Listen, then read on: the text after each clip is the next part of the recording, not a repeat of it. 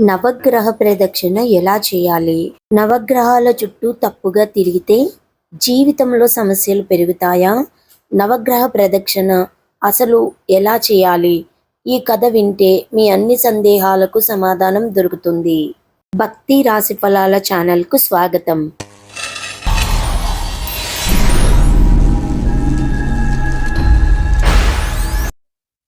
పద్ధతి ప్రకారం నవగ్రహాలకు ప్రదక్షిణలు చేస్తే ఫలితం. నవగ్రహాలు చాలా శక్తివంతమైనవి. పద్ధతి ప్రకారం నవగ్రహాలకు ప్రదక్షిణలు చేస్తే విశేషమైన ఫలితం ఉంటుంది. ఎలా చేయాలి? ఎన్నిసార్లు చేయాలి? నవగ్రహాలు చాలా శక్తివంతమైనవి, కానీ వాటిని పూజించడానికి ప్రజలు భయపడతారు. కారణం, ఎప్పుడు ఎలా ప్రదక్షిణలు చేయాలో తెలియదు. ఎన్ని ప్రదక్షిణలు చేయాలో తెలియదు. నవగ్రహాలకు ప్రదక్షిణ చేసేటప్పుడు ఏ నియమాలు పాటించాలో తెలియదు. అయితే నవగ్రహ ప్రదక్షిణలకు ఒక పద్ధతి ఉంది. పద్ధతి ప్రకారం ప్రదక్షిణలు చేస్తే మంచి ఫలితాలు ఉంటాయి. మానవ జీవం, మానసిక పరిస్థితి ప్రధానంగా వారి వారి గ్రహాల స్థితిపై ఆధారపడి ఉంటుందని జ్యోతిష్క శాస్త్రం చెబుతుంది. గ్రహస్థితిలో మార్పుల వలనే ఎవరి జీవితంలో అయినా ఒడిదుడుకులు ఎదురవ్వడం కానీ, లాభాలు, సంతోషాలు కలిసి రావడం కానీ వస్తుంటాయి. నవగ్రహ ప్రదక్షిణ మనిషి కష్ట నష్టాల్లో ఉన్నప్పుడు ఆదుకుంటుంది. నవగ్రహ ప్రదక్షిణలకు ఒక నిర్దిష్టమైన పద్ధతి ఉంది. ఆ పద్ధతి ప్రకారం ప్రదక్షిణలు చేస్తే విశేషమైన ఫలితం ఉంటుంది. కొంతమంది ప్రదక్షిణలు చేసేటప్పుడు నవగ్రహాలను తాకుతూ ప్రదక్షిణ చేస్తూ ఉంటారు. సాధ్యమైనంత వరకు ఇలా తాకకుండానే ప్రదక్షిణలు చేయాలి. నవగ్రహ ప్రదక్షిణ చేయటానికి మంటపంలోకి వెళ్లే ముందు సూర్యుడిని చూస్తూ లోపలికి ప్రవేశించి ఎడమవైపు నుండి కుడివైపుకు 9 ప్రదక్షిణలు చేయడం ఉత్తమం. ప్రదక్షిణలు పూర్తయ్యాక కుడివైపు నుంచి ఎడమవైపు రాహువు, కేతువులను స్మరిస్తూ 2 ప్రదక్షిణలు చేయవచ్చు. చివరగా నవగ్రహాల్లో ఒక్కొక్క గ్రహం పేరు స్మరించుకుంటూ ఒక ప్రదక్షిణ చేసి నవగ్రహాలకు వీపు చూపకుండా వెనుకకు రావాలి. ఇలా చేయడం వల్ల కొంత ఫలితం ఉంటుంది. ఎప్పుడు పడితే అప్పుడు నవగ్రహాల చుట్టూ ప్రదక్షిణలు చేయకూడదు. శుచిగా స్నానం చేసి పరిశుభ్రమైన దుస్తులు ధరించినప్పుడు మాత్రమే నవగ్రహ ప్రదక్షిణలు చేయాలి. శివాలయాల్లో నవగ్రహాలకు ప్రత్యేకమైన సన్నిధి ఉంటుంది. మూల విరాట్టుని దర్శించుకొని బయటకు వచ్చాక నవగ్రహాలను దర్శించుకోవాలి. ఆదిత్యాయ చ, సోమాయ, మంగళాయ, బుధాయ చ, గురు శుక్ర శనిభ్యశ్చ, రాహువే కేతువే నమం అంటూ 9 ప్రదక్షిణలు చేయాలి. ప్రదక్షిణలు చేస్తున్నంతసేపు నవగ్రహ స్తోత్రాలు చదవాలి.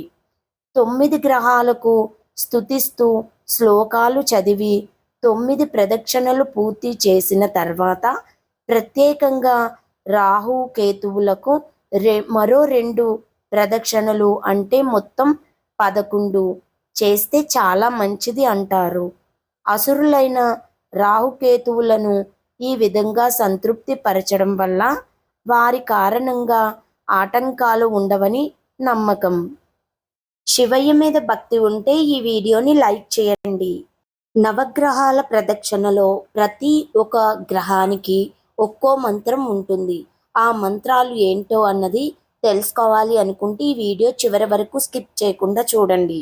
మొదటి ప్రదక్షిణలో జపా కుసుమాల వర్ణం గలవాడా, కాశ్యప గోత్రుడా, నవగ్రహ మండల నాయకుడా, శ్రీ సూర్యభగవానుడా, సదా శుభాన్ని అనుగ్రహింతువుగాక. రెండో ప్రదక్షిణలో కటక రాశికి అధిపతి అయిన ఓ చంద్రుడా, పెరుగు, సంకాల వంటి ధవలవర్ణం గలవాడా, ఆత్రేయ గోత్రోద్భవుడా, శ్రీ చంద్ర భగవానుడా, మమ్మల్ని కరుణించు. మూడో ప్రదక్షిణలో బంగారు రంగుతో మెరిసిపోయేవాడా, వృశ్చిక మేష రాశులకు అధిపతి అయినవాడా, భరద్వాజ గోత్రుడా, శ్రీ అంగారకుడా, మాకు మంగళాలను ప్రసాదించు అని స్మరించుకోవాలి. 4వ ప్రదక్షిణలో నల్లని వర్ణం గలవాడా, కన్యా మిథున రాశులకు అధిపతి అయినవాడా, ఉత్తర దిశలో బాణరూప మండలంలో వసించేవాడా, శ్రీ బుధరాజా మాకు మేలు కలిగింతువుగాక. 5వ ప్రదక్షిణలో అంగీరస గోత్రుడా, ధనుస్సు మీనరాశులకు అధిపతుడా, దేవగురువైన బృహస్పతి, శ్రీ గురు భగవానుడా మాపై కరుణను వర్షించు.